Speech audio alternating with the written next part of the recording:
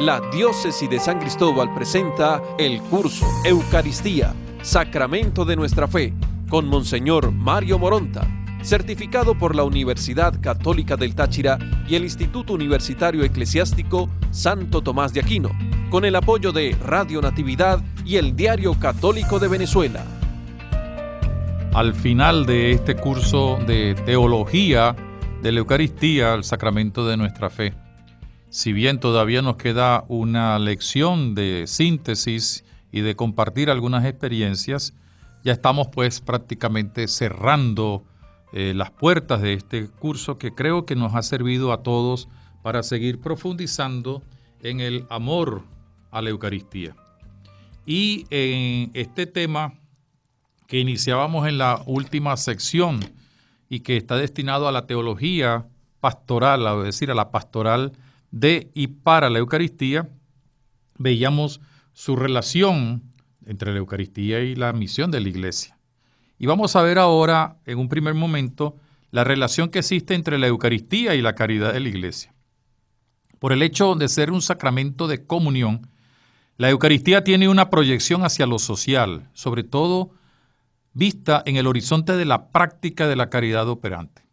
El Papa Benedicto XVI lo deja ver como una de las consecuencias de la mística eucarística, es decir, de la espiritualidad. Dice el Papa: la unión con Cristo que se realiza en el sacramento nos capacita también para nuevos tipos de relaciones sociales. La mística del sacramento tiene un carácter social. En efecto, la unión con Cristo es al mismo tiempo unión con todos los demás a los que Él se entrega. No puedo tener a Cristo solo para mí. Únicamente puedo pertenecerle en unión con todos los que son suyos o lo serán.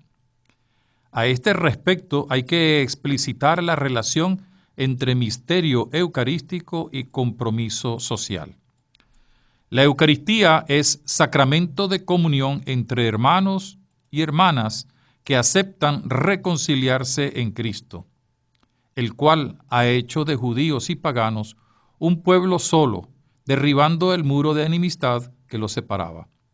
Solo esta constante tensión hacia la reconciliación permite comulgar dignamente con el cuerpo y la sangre de Cristo, como nos lo recuerda el texto de Sacramentum Caritatis, número 89. Fíjense también lo interesante de esta exhortación apostólica del Papa Benedicto, que es fruto del sínodo sobre la Eucaristía. Sacramentum Caritatis, el sacramento del amor, que es lo que estamos viendo ahora. Nunca debemos olvidar que se trata de un sacramento del banquete donde todos tienen un puesto, sin excepción. Más aún, donde se celebra la gran entrega del amor del Padre que envió a su Hijo para salvar al mundo. Banquete que a la vez hace memoria de la ofrenda llena de amor hacia la humanidad y donde se hace memoria del evento pascual con el cual todos podemos llegar a ser hijos de Dios Padre. Por eso, una cosa importante es ver la dimensión social de caridad en la comunión que posee la Eucaristía. Primero que nada, la celebración de la Eucaristía debe realizarse con dignidad, como nos enseña San Pablo en la primera carta a los Corintios. Por supuesto que se requiere la pureza y limpieza del corazón, como nos lo indica el texto de las bienaventuranzas. Pero muchas veces cuando hablamos de la dignidad pensamos en eso, que si hemos cometido un pecado, que no hemos cometido un pecado, que si nos confesamos, que si no nos confesamos. Y es importante estar limpios de corazón, no solo para la celebración de la Eucaristía, sino para toda la praxis evangelizadora de la Iglesia. Hay que estar limpios y ser limpios de corazón. No en vano se habla e insiste precisamente en el testimonio de vida. La Eucaristía es sacramento del amor, expresado en un vínculo de caridad. Es lo que la convierte en signo de unidad, según nos enseña San Agustín. Y para poder hacer realidad el amor, se debe dejar a un lado toda actitud egoísta. Aunque quizás no se manifieste públicamente, ya el egoísmo y sus efectos son un obstáculo para la celebración de la plena comunión. De allí la necesidad de estar limpios de corazón para poder participar santamente en la Eucaristía. No es este un rito individualista, no es como ir a una película, me importa un blero quién es el que está al lado. Y aunque se requiere la participación personal y no con carácter gregario, lo importante es que se muestra la comunión en camino a la plenitud. En este sentido, la enseñanza de Pablo sigue hoy estando vigente y es muy clara. Lo que hace que se pueda participar dignamente en la Eucaristía es la plena comunión de los miembros entre sí. Por eso mismo, no puede hablarse de separaciones discriminatorias ni exclusivismos sin sentido. Todos participan, todos, sin excepción, son miembros de la Asamblea Eucarística y cada uno también según sus responsabilidades en la sinaxis, pero todos, y subrayamos todos. Cristo, por el memorial de su sacrificio, refuerza la comunión entre los hermanos y de modo particular apremia a quienes están enfrentados para que aceleren su reconciliación, abriéndose al diálogo y al compromiso por la justicia, como nos dice el número 89 del Sacramentum Caritatis. Las plegarias eucarísticas, entre otras ideas cristológicas importantes, nos presentan a Cristo servidor, ejerciendo la diaconía con su evento pascual para la liberación de la humanidad entera. Como objeto de la diaconía aparece la humanidad entera. Cristo quiso entregar su vida para que todos tuviéramos vida eterna y hoy extiende su compasión a todos los seres humanos y por medio de los sacramentos les restaura a una vida nueva. Pero de forma especial son los necesitados, los pobres, los enfermos, oprimidos por cualquier causa y afligidos, quienes son objeto de esta diaconía de salvación que procede de Dios y se manifiesta en Cristo. Sobre los pobres y marginados hablaremos a continuación. Lo que sí es cierto es que la diaconía de Jesús se dirige a toda la humanidad, como lo podemos ver en el prefacio común número 3, que dice así: porque Él, en su vida terrena, pasó haciendo el bien y curando a los oprimidos por el mal. También hoy, como buen samaritano, se acerca a todo hombre que sufre en su cuerpo y en su espíritu y cura las heridas con el aceite del consuelo y el vino de la esperanza. Esta diaconía es fruto del amor extremo de Dios Padre y de su Hijo con la entrega que hizo cumplir la voluntad salvífica de aquel. Esto lo vemos expresado, por ejemplo, en la plegaria eucarística quinta C. Cito: Te damos gracias, Padre fiel y lleno de ternura, porque tanto amaste al mundo que le has entregado a tu Hijo, para que fuera nuestro Señor y nuestro hermano. Él manifiesta su amor para con los pobres y los enfermos, para con los pequeños y pecadores. Él nunca permaneció indiferente ante el sufrimiento humano. Su vida y su palabra son para nosotros la prueba de tu amor. Como un padre siente ternura por sus hijos, así tú sientes ternura por tus fieles. Es lo que dice el sacerdote, el presidente, en la plegaria eucarística quinta C. Sin olvidar la referencia a la nueva alianza, la celebración eucarística apunta también al fortalecimiento de la misma o a la recuperación en el caso de ruptura o peligro de resquebrajamiento. El Señor sigue preocupándose por la alianza que selló con su sangre. Y esto lo podemos comprobar en la plegaria eucarística sobre la reconciliación número 2, y cito: Pues en una humanidad dividida por las enemistades y las discordias, tú diriges las voluntades para que se dispongan a la reconciliación. Tu espíritu mueve los corazones para que los enemigos vuelvan a la amistad, los adversarios se den la mano y los pueblos busquen la unión. Con tu acción eficaz consigues que las luchas se apacigüen y crezca el deseo de la paz, que el perdón venza al odio y la indulgencia a la venganza. Hasta aquí el texto de esta plegaria eucarística de la reconciliación número 2. Todo lo que hacemos memoria de ese Cristo dado a todos sin excepción y que muestra su amor incondicional, nos toca realizarlo en la iglesia.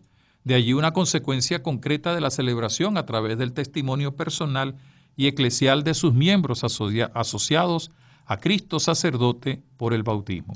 Ahora bien, este servicio social de Dios, entre comillas, realizado en Cristo y actualizado en la Eucaristía, debe ser continuado por la Iglesia y por todos los fieles que deben estar dispuestos no solo a compartir los bienes con los necesitados, sino también a ser misericordiosos y caritativamente solidarios con ellos, promoviendo en todo momento la libertad, la justicia, la paz y la reconciliación. Todos los creyentes, sin excepción, estamos llamados a realizar ese compromiso de caridad, compromiso social, que conmemoramos en la pasión, muerte y resurrección del Cordero de Dios, entregado por todos para la salvación del mundo. Y no hay excepción que valga. Esta tarea caritativa y social que se expresa y promueve por la Eucaristía afecta a todos los bautizados, compromete a toda la Iglesia a través de la Asamblea reunida. El lugar de los pobres y los marginados. Cuando hablamos de los pobres, no necesariamente de los pobres materiales. Hay tanta gente con tantas pobrezas espirituales, intelectuales, etc. La Eucaristía está llamada a ser de verdad en medio de nuestras comunidades creyentes y desde ellas en nuestro mundo, auténtico sacramento del amor y de la caridad. En él encuentra inspiración, desde él germina y se lanza en misión toda la actividad caritativa y social de la Iglesia.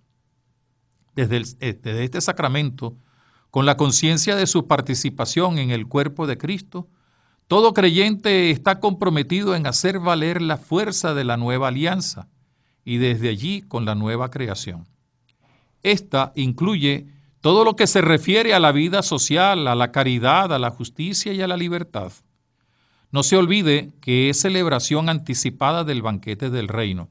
Entonces, se da el alimento de la palabra y de la Eucaristía para continuar en la instauración del reino de Dios, de justicia, paz y amor. La Eucaristía, a través de la puesta en práctica de este compromiso, nos dice el Papa Benedicto XVI, transforma en vida lo que ella significa en la celebración. Como he afirmado, dice el Papa, la Iglesia no tiene como tarea propia emprender una batalla política para realizar la sociedad más justa posible. Sin embargo, tampoco puede ni debe quedarse al margen de la lucha por la justicia.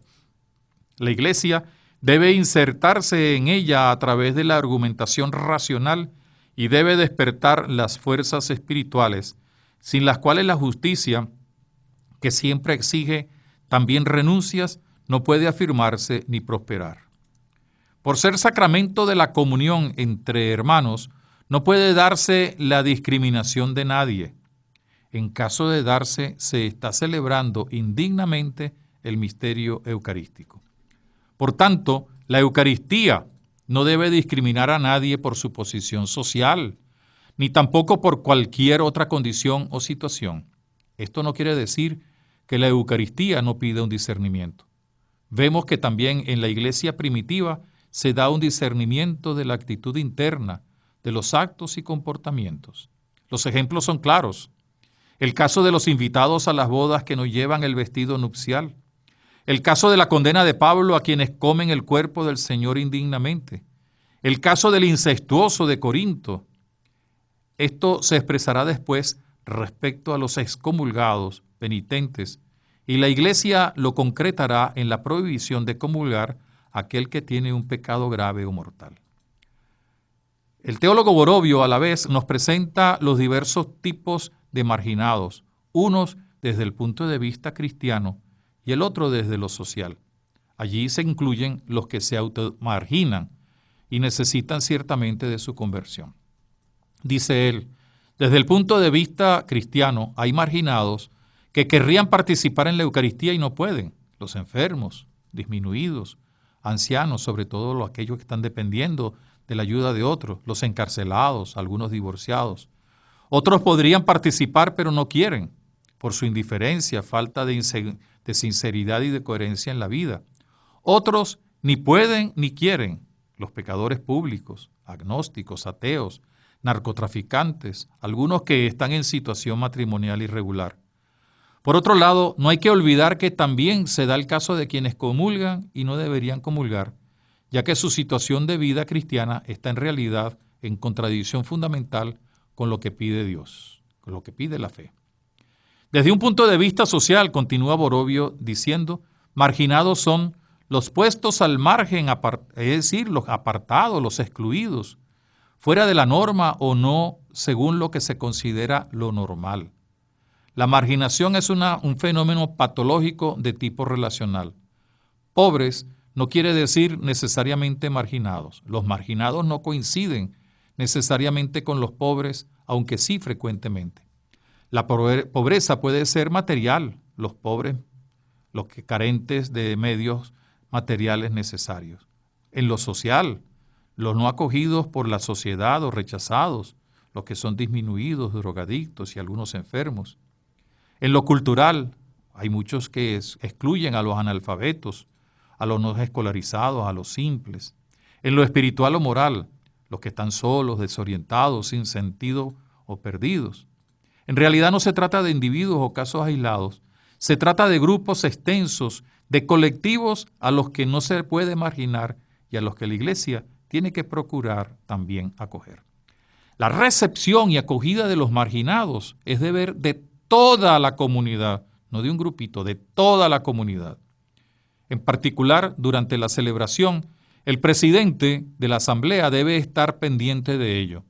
Para eso se puede valer de quienes realizan, por ejemplo, la función o el oficio de la acogida, y debe hacerse con toda la caridad y cariño de que se disponga, sin condicionamientos ni posturas estruendosas. La acogida de los marginados no es algo a voluntad o libre para la comunidad cristiana, es una exigencia que arranca del mismo Evangelio. Es una exigencia de oferta o posibilitación de la participación a todos, una exigencia de hacer lo posible para que el don eucarístico llegue a todos, lo que significa que la comunidad debería posibilitar su venida de forma física y psíquica e incluso sanitaria, empleando aquellos medios que fueran necesarios. La presencia de los pobres y de los marginados es una gracia que se debe aprovechar. Hacia ellos se puede manifestar el desafío del servicio simbolizado en el lavatorio de los pies de la última cena. Ellos, además de ser los preferidos del Señor, por ser los pequeños, son hermanos que nos revelan el rostro de Cristo. Como lo dijo Pablo VI, el gran Papa Pablo VI, en el campo de Mosquera en agosto de 1968, son sacramento de Cristo. Ellos hacen que la Eucaristía celebrada aparezca unida de forma especial a la Eucaristía existencial, uniendo celebración y vida. Son la presencia de Cristo, el lugar sobre el que hay que hacer la ofrenda del amor y la caridad, el espacio más verdadero del sacrificio de Cristo sufriente en el hermano, donde hay que derramar la palabra y el Espíritu. Por tanto, acogerlos, darles su lugar en la Eucaristía en todos los sentidos, no solo es no discriminarlos o hacer imposible que vengan, sino sobre todo acoger a través de su realidad sacramental el mensaje y la gracia que Dios nos transmite. Garantizar nuestra participación sin que Dios nos discrimine en el banquete del reino definitivo. Edificar la iglesia en la fraternidad a partir del mismo gesto por excelencia de esta fraternidad, inseparable del servicio, que supone también lavar los pies. Y si se trata de gente que vive la opresión y la persecución con las debidas medidas de caridad, prudencia y fe, se les debe ofrecer el acompañamiento necesario. Esto es consecuencia de un hecho fundamental, ya que la Eucaristía, al ser memoria del evento pascual, sencillamente está vinculada a toda acción que apunte a la liberación del ser humano, de todo aquello que impida su vivencia de justicia, paz y libertad. Así nos lo deja ver el Papa Benedicto XVI en el número 89 de Sacramentum Caritatis. Dice el Papa: el sacrificio de Cristo es misterio de liberación que nos interpela y provoca continuamente. Dirijo, por tanto, una llamada a todos los fieles para que sean realmente operadores de paz y de justicia. En efecto, quien participa en la Eucaristía ha de comprometerse en construir la paz en nuestro mundo, marcado por tantas violencias y guerras, y de modo particular hoy, por el terrorismo, la corrupción económica y la explotación sexual. Todos estos problemas, que a su vez engendran otros fenómenos degradantes, son los que despiertan viva preocupación. Sabemos que estas situaciones no se pueden afrontar de una manera superficial. Precisamente, gracias al misterio que celebramos, deben denunciarse las circunstancias que van contra la dignidad del hombre, por el cual Cristo ha derramado su sangre, afirmando así el alto valor de cada persona. Desde este desafío podemos entender la exigencia de un compromiso con la transformación del mundo, motivado y enriquecido por la misma Eucaristía. Entonces vamos a hablar un poco ahora de esa transformación, el compromiso con la transformación del mundo. Benedicto XVI nos lo dice, mostrando la relación existente entre doctrina social de la Iglesia y la Eucaristía. Y voy a citar el siguiente texto, tomado de Sacramentum Caritatis en el número 91. Dice así: el misterio de la Eucaristía nos capacita e impulsa a un trabajo audaz en las estructuras de este mundo para llevarles aquel tipo de relaciones nuevas que tiene su fuente inagotable en el don de Dios. La oración que repetimos en cada Santa Misa, danos hoy nuestro pan de cada día, nos obliga a hacer todo lo posible en colaboración con las instituciones internacionales, estatales o privadas, para que cese o al menos disminuya en el mundo el escándalo del hambre y de la desnutrición que sufren tantos millones de personas, especialmente en los países en vías de desarrollo. El cristiano laico, en particular, formado en la escuela de la Eucaristía, está llamado a asumir directamente su propia responsabilidad política y social. Para que pueda desempeñar adecuadamente sus cometidos, hay que prepararlo mediante una educación concreta para la caridad y la justicia. Por eso, como ha pedido el Sínodo, es necesario promover la doctrina social de la Iglesia y darla a conocer en las diócesis y en las comunidades cristianas. En este precioso patrimonio, procedente de la más antigua tradición eclesial, encontramos los elementos que orientan con profunda sabiduría el comportamiento de los cristianos en las cuestiones sociales candentes.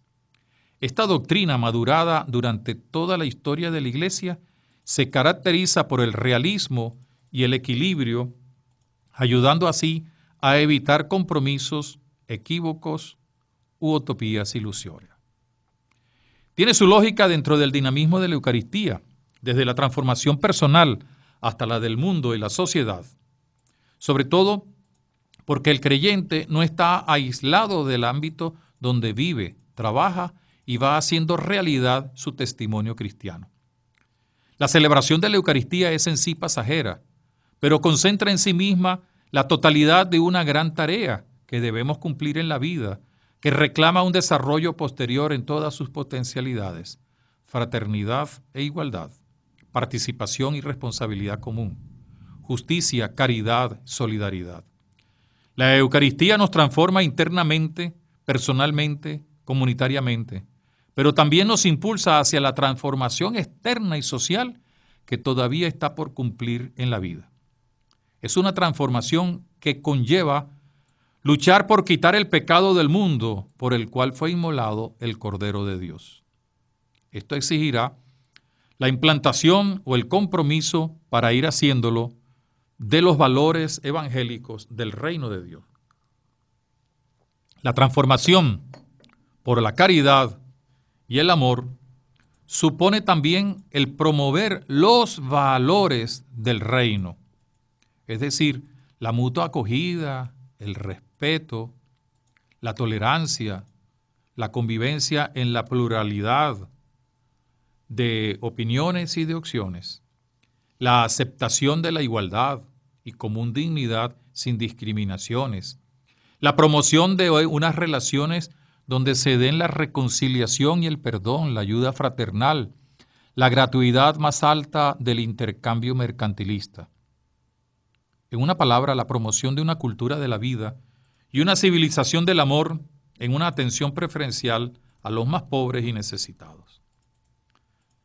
Vamos ahora a ver un elemento que nos va a llamar la atención y voy a utilizar para ello una expresión tomada de Teilhard de Chardin, la misa sobre la creación, la misa sobre el mundo.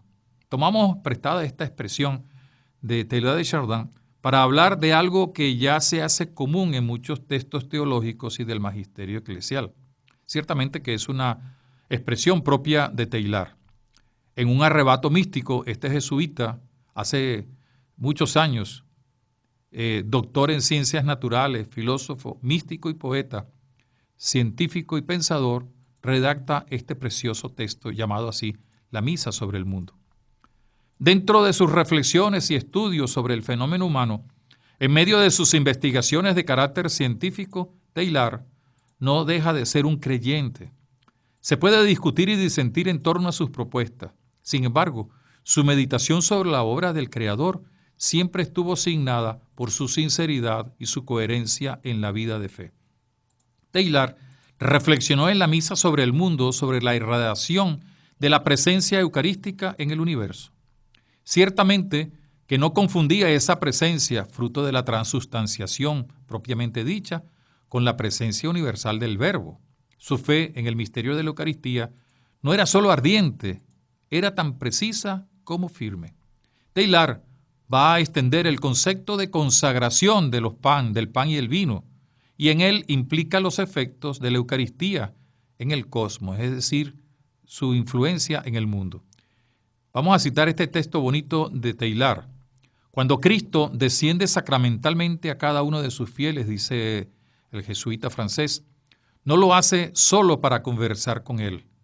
Cuando dice por mediación del sacerdote, hoc est enim corpus meum, es decir, esto es mi cuerpo. Estas palabras desbordan el trozo de pan sobre el que se pronuncian. Hace que nazca el cuerpo místico entero.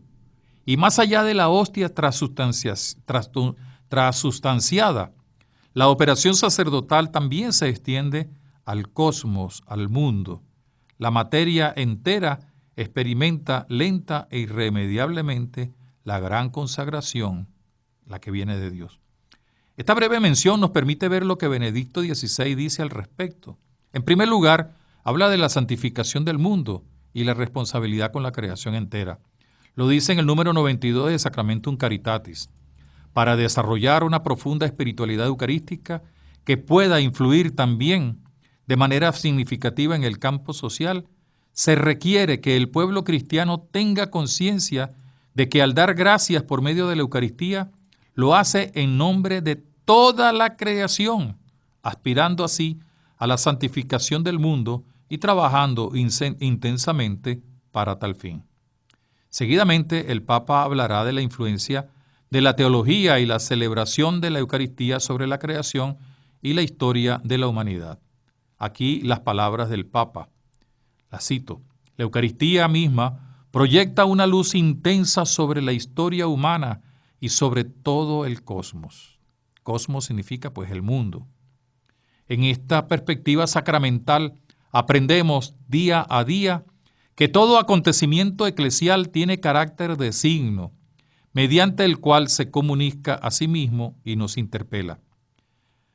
De esta manera, la forma eucarística de la vida puede favorecer verdaderamente un auténtico cambio de mentalidad en el modo de ver la historia y el mundo. La liturgia nos educa para todo esto cuando durante la presentación de las ofrendas, el sacerdote dirige a Dios una oración de bendición y de petición sobre el pan y el vino, fruto de la tierra, de la vid y del trabajo del hombre. Con estas palabras, además de incluir en la ofrenda a Dios toda la actividad y el esfuerzo humano, el rito nos lleva a considerar la tierra como creación de Dios, que produce todo lo necesario para nuestro sustento. La creación no es una realidad neutral, mera materia que se puede utilizar indiferentemente siguiendo el instinto humano. Más bien, forma parte del plan bondadoso de Dios por el que todos nosotros estamos llamados a ser hijos e hijas en el Hijo unigénito de Dios, Jesucristo. La fundada preocupación por las condiciones ecológicas en que se halla la creación en muchas partes del mundo encuentra motivos de consuelo en la perspectiva de la esperanza cristiana que nos compromete a actuar responsablemente en defensa de la creación. Hasta aquí las palabras de Benedicto. Así se pone de manifiesta y claramente la relación entre la Eucaristía y una de las consecuencias del evento pascual del cual hace memoria, es decir, la nueva creación. También el Papa Benedicto XVI nos dice lo siguiente, en Sacramentum Caritatis número 92. En efecto, en la relación entre la Eucaristía y el universo, descubrimos la unidad del plan de Dios y se nos invita a descubrir la relación profunda entre la creación y la nueva creación, inaugurada con la resurrección de Cristo, nuevo Adán. En ella participamos ya desde ahora en virtud del bautismo, y así se le abre a nuestra vida cristiana, alimentada por la Eucaristía, la perspectiva del mundo nuevo, del nuevo cielo y de la nueva tierra, donde la nueva Jerusalén baja del cielo desde Dios, ataviada como una novia que se adorna para su esposo. El Papa Francisco, en Laudato Si, que es una carta encíclica sobre la responsabilidad que todos tenemos con la casa común de la creación, hace una referencia directa a la relación existente entre la Eucaristía y la creación. Citamos un texto del Papa Laudato Si, del Papa Francisco, que dice lo siguiente: en la Eucaristía, lo creado encuentra su mayor elevación. La gracia que tiende a manifestarse de modo sensible logra una expresión asombrosa cuando Dios mismo, hecho hombre, llega a hacerse comer por su criatura. El Señor, en el colmo del misterio de la encarnación, quiso llegar a nuestra intimidad a través de un pedazo de materia, no desde arriba, sino desde adentro, para que en nuestro propio mundo pudiéramos encontrarlo a Él. En la Eucaristía ya está realizada la plenitud y es el centro vital del universo, el foco desbordante de amor y de vida inagotable. Unido al Hijo encarnado, presente en la Eucaristía, todo el cosmos da gracias a Dios. En efecto, la Eucaristía se da por sí, es de por sí un acto de amor cósmico. Sí, cósmico, universal, del mundo, de la creación. Porque también cuando se celebra sobre el pequeño altar de una iglesia en el campo, la Eucaristía se celebra en cierto sentido sobre el altar del mundo, dice el Papa. La Eucaristía une el cielo y la tierra, abraza y penetra todo lo creado. El mundo que salió de las manos de Dios vuelve a Él en feliz y plena adoración. En el pan eucarístico, la creación está orientada hacia la divinización, hacia las santas bodas, hacia la unificación con el Creador mismo. Por eso la Eucaristía es también fuente de luz y de motivación para nuestras preocupaciones por el ambiente y nos orienta a ser custodios de todo lo creado. Ya el Papa Juan Pablo II lo había hecho sentir en el número 8 de la carta encíclica Ecclesia de Eucaristía, cuando expresaba como parte de su experiencia espiritual esa estrecha relación entre Eucaristía y creación. Dice el Papa: abarca e impregna toda la creación. El Hijo de Dios se ha hecho hombre para reconducir todo lo creado en un supremo acto de alabanza a aquel que lo hizo de la nada. De este modo, Él, el sumo y eterno sacerdote, entrando en el santuario eterno mediante la sangre de su cruz, devuelve al Creador y Padre toda la creación redimida. Lo hace a través del ministerio sacerdotal de la Iglesia y para gloria de la Santísima Trinidad. Verdaderamente, este es el Mysterium Fidei, el misterio de la fe, que se realiza en la Eucaristía. El mundo nacido de las manos de Dios Creador, retorna a Él redimido por Cristo. Podemos entender ahora, cuando se habla de integralidad del misterio eucarístico, lo que esto significa. El misterio eucarístico, no se reduce a lo meramente religioso, como si se tratara de algo separado de la realidad. De allí, como una posible conclusión de este curso, la necesidad obligante de formar en la doctrina y experiencia eucarística a todos los miembros del pueblo de Dios. Y ya para ir concluyendo, vamos a decir algunas ideas, no son recetas, no vamos a proponer un recetario o un vademecum con sugerencias pastorales, sino algunas ideas que puedan ayudar a la elaboración de ese vademecum. Más bien son ideas que ayuden a quienes tienen que tomar decisiones y brindar las orientaciones pastorales correspondientes. Y algunas de ellas, esas sugerencias, fueron vistas cuando nos referíamos al instrumento general, a la instrucción general del misal romano y a otros documentos del magisterio eclesial. Primero que nada, y consideramos que es una de las primeras acciones pastorales que hay que hacer, es la educación continua sobre el sacramento de la Eucaristía. Esta encierra la posibilidad de un anuncio sobre el misterio, una catequesis adecuada a todos y a la formación permanente en cada comunidad.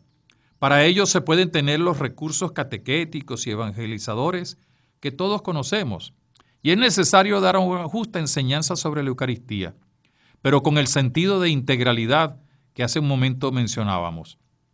Se comprueba que existe mucha ignorancia en este tema tan importante y central, y lo poco que muchos conocen se lo deben a la catequesis quizás incipiente y hasta el débil para la primera comunión. Y quizás hay influencia de grupos de diversas tendencias que no dan una enseñanza integral ni integradora. Aunque pueda sonar un poco extraño y hasta dura, esa educación pasa primero por los mismos ministros, sacerdotes y diáconos. Una inmensa mayoría incluso no conocen ni han estudiado la instrucción general del misal romano.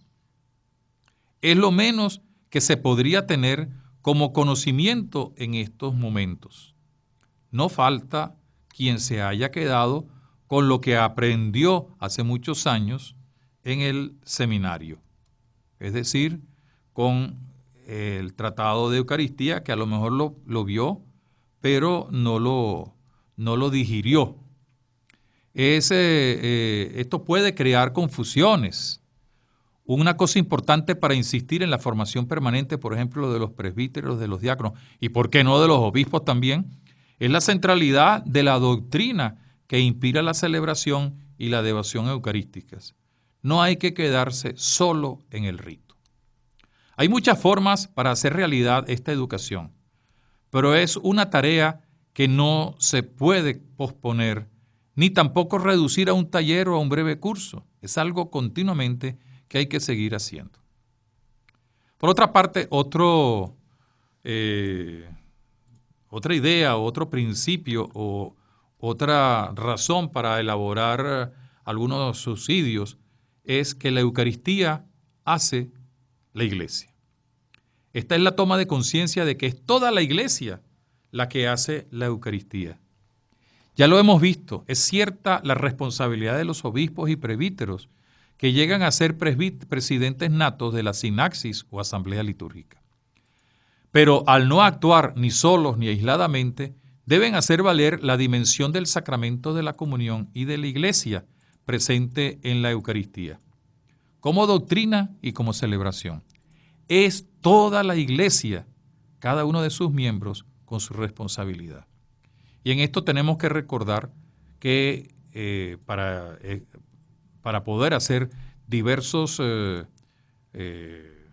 subsidios, tenemos que pensar primero que estamos ante una comunidad de creyentes, una comunidad de hombres y mujeres de fe. Toda la Eucaristía habla de comunión con Dios y entre los hermanos. Es parte del sentido relacional de la dimensión sacrificial de toda Eucaristía.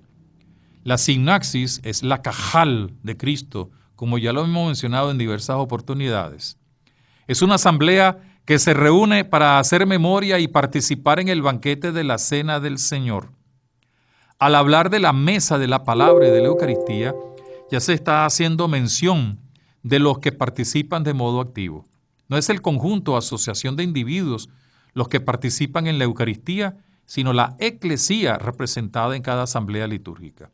Una pastoral eucarística, entonces, debe buscar ante todo el fundamento existencial donde se vive el misterio, la comunidad cristiana. La primera línea fundamental para una pastoral eucarística es la formación, fortalecimiento y proyección de una comunidad cristiana donde la presencia y el banquete del Maestro sea una realidad que se refleje en la existencia diaria. En segundo lugar, hay que recordar que se trata de una comunidad de celebrantes, de discípulos celebrantes. Toda sinaxis realiza la presencia y el reconocimiento con todo lo que ello supondrá. Hay que tomar el ejemplo de Emaús, el cual nos enseña que se debe pasar desde la comprensión de la palabra hasta el reconocimiento de la presencia en el partir del pan.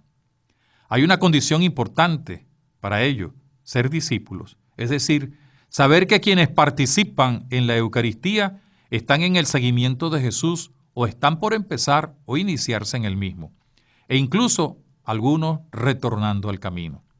Esto va a permitir la continua toma de conciencia que nos habla de ese reconocimiento en la mesa de la palabra y de la Eucaristía.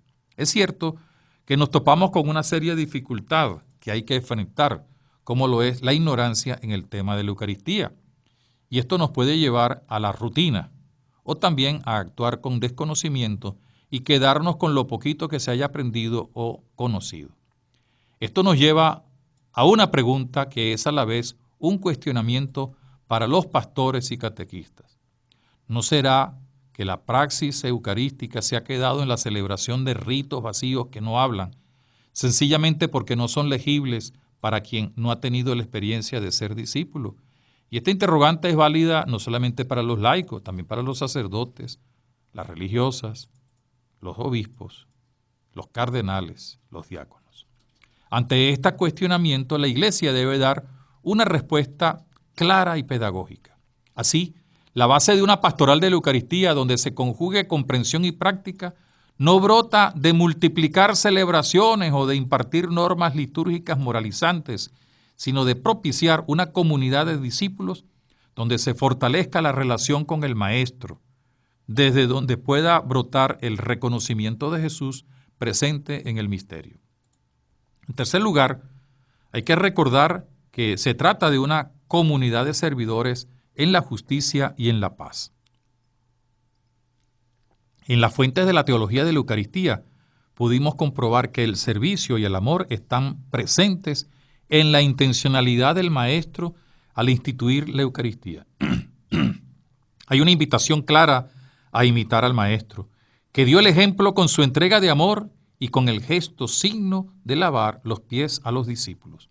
Además, ello está integrado en el mandato eucarístico. Al imitar al Maestro, sencillamente se identifica con Él. Es lo que tantas veces hemos repetido. Hemos dicho acerca de la identidad de los creyentes como ofrendas vivas. La pastoral de la Eucaristía no debe concebirse como el conjunto de acciones rituales y piadosas. Va mucho más allá. Es la conmemoración del mayor servicio que exige ser colaboradores del mismo, ser copartícipes en el mismo.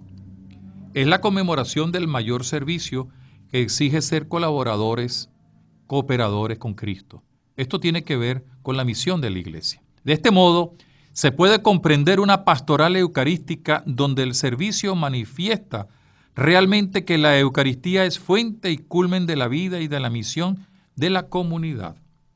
Es una pastoral eucarística que debe integrar el ministerio de los discípulos, su entrega, con aquella realizada en la celebración litúrgica.